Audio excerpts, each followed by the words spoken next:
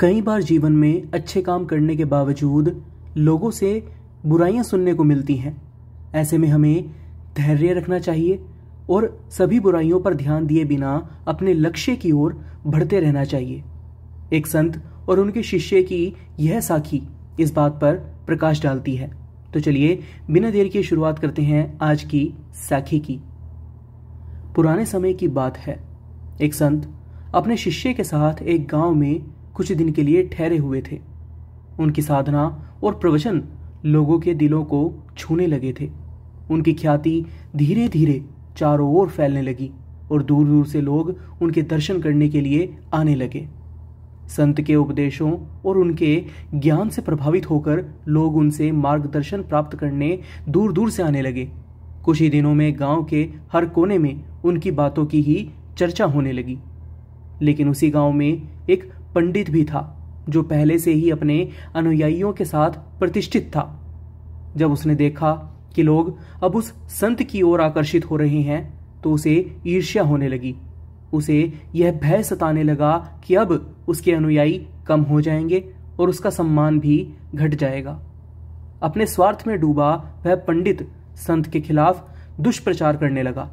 वह गांव के लोगों के बीच जा जाकर संत की बुराई करता और उनके बारे में गलत बातें करता और गलत अफवाहें फैलाता। एक दिन संत का शिष्य बाजार से लौट रहा था। जब उसने लोगों को अपने गुरु के बारे में अपमानजनक बातें कहते हुए सुना, उसे बहुत गुस्सा आया। वह क्रोध से भर उठा और सीधे अपने गुरु के पास पहुंचा और सारी बातें उन्हें विस्तार से बता दी। शिष्य का चेहरा लाल हो रखा था और वह चाहता था कि गुरुजी तुरंत कुछ करें और उस पंडित को जवाब दें। संत ने मुस्कुराते हुए शिष्य की सारी बातें सुनी, लेकिन किसी तरह की कोई प्रतिक्रिया नहीं दी। शिष्य के गुस्से को देखकर संत ने शांत स्वर में कहा, बेटा, हमें दूसरों की बुराइयों पर ध्यान नहीं देना चाहिए। अगर हम हर किसी की बातों का जवाब देने लगेंगे तो हमारे पास अपने जीवन का उद्देश्य पूरा करने के लिए समय ही नहीं बचेगा। लेकिन शिष्य का गुस्सा अभी भी शांत नहीं हुआ था। तब संत ने एक सरल सा उदाहरण देते हुए कहा कि जब जंगल का एक बड़ा हाथी गांव से होकर गुजरता है तो उसे देखकर कुत्ते भौंकने लगते हैं, लेकिन हाथी उन पर ध्यान नहीं देता। वह अपनी मस्त चाल में चलता रहता है।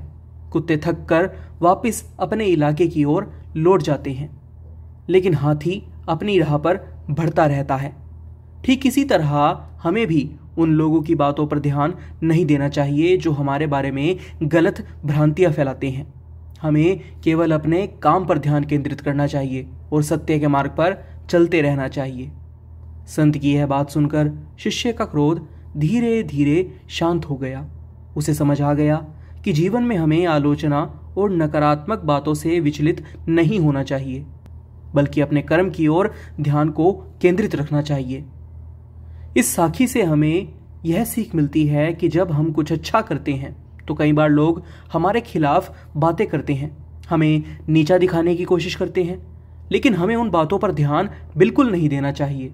अगर हम भी उनके जैसे ही व्यवहार करने लगेंगे तो अपने लक्ष्य से भटक सकते हैं। इसलिए नकारात्मक बातों से दूर रहकर अपने काम को ईमानदारी से करना ही सही रास्ता है।